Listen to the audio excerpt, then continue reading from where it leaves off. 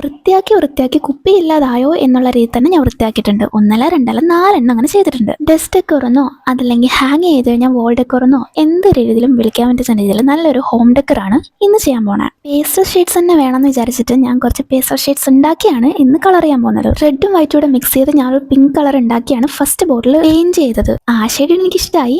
അപ്പോൾ ആ കിട്ടിയതിനകത്ത് തന്നെ കുറച്ച് ബ്ലൂവും റെഡും കൂടെ മിക്സ് ചെയ്തപ്പോൾ എനിക്കിതാ ഈ കളർ കിട്ടി. ഇത്രയിടം വരെ എനിക്ക് വാവ് ആയിട്ടാണ് തോന്നിയത്. പക്ഷേ അത് കഴിഞ്ഞിട്ട് സത്യം പറഞ്ഞാൽ എന്താ സംഭവിച്ചെന്ന് എനിക്ക് തന്നെ അറിയില്ല. ഒന്നുകൂടെ വിശദീകരിച്ചാൽ തേഞ്ഞു. അത് തന്നെ.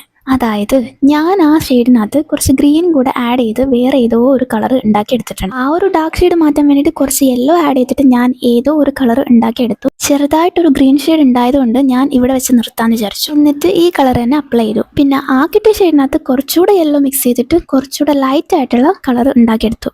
സത്യം പറഞ്ഞാൽ ഞാൻ മനസ്സിൽ വിചാരിച്ച ഒരു കളറേ അല്ല വന്നിട്ടുണ്ടായിരുന്നത്. അതുകൊണ്ട് തന്നെ ഔട്ട്പുട്ട് കിട്ടുന്നത് വലിയ ശോകമായിരിക്കുമെന്ന് എനിക്കറിയാം. കാരണം ഉണങ്ങി വന്നപ്പോഴത്തേന് ഈ പെയിന്റ് എല്ലാം കൂടെ ഒന്നുകൂടെ ഡാർക്ക് ഷെയ്ഡായിട്ട് മാറി. പിന്നെ ഉണങ്ങാൻ എടുക്കുന്ന സമയം നമ്മൾ പെയിന്റ് എടുക്കുന്ന സമയം എല്ലാം കൂടെ കൂട്ടിക്കഴിഞ്ഞാൽ ഒരുപാട് ടൈം ഇതിനു വേണ്ടി സ്പെൻഡ് ചെയ്തതുകൊണ്ട് എനിക്കിത് പോസ്റ്റ് ചെയ്യാതിരിക്കാൻ തോന്നില്ല. അതുകൊണ്ടാണ് കേട്ടോ ഞാനത് പോസ്റ്റ് ചെയ്യുന്നത്. കിടന്നാലും ചമഞ്ഞ് കിടക്കണമല്ലോ, ഏസ്തെറ്റിക്കിന് ഒരു കുറവും വരുത്തിയിട്ടില്ല. ഞാൻ വിചാരിച്ച പോലെ ഒത്തില്ല, എന്നാലും ഒരു ലൈക്ക് കിട്ടുന്ന സപ്പോർട്ട് ചെയ്തൂടെ. ഇപ്പോൾ പറഞ്ഞു വന്നത്